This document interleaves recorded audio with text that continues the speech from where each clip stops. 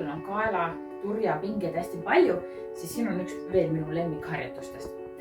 Too õlad hästi ülesse, lase käed hästi lõdvaks, lase kael hästi lõdvaks, lase näolihased hästi lõdvaks. Aga õlad tõsta üles ja jätka õlgade tõstmist. Samal ajal lõdvesta nägu ja kaela ja käsi. Pinge on Antsin õlgades ja sa hoiad sükest õrna mõnusat pinget ja muudkui tõstad õrnalt juurde. Lõdvesta nägu, lõdvesta kaela, lõdvesta käsi, pinge on ainult õlgades.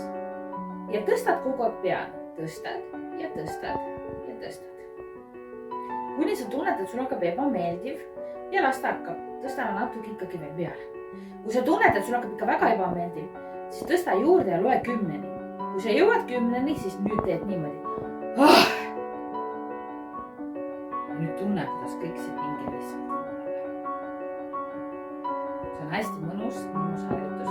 Ja kui jäi mingi lisapinge, siis raputa, lase käsi gravitatsiooni välja. Gravitatsioon on meie sõber. Ta veab alla meie tissid, aga las ta veab alla ka meie käepinged. Olgu sinu käed tegema.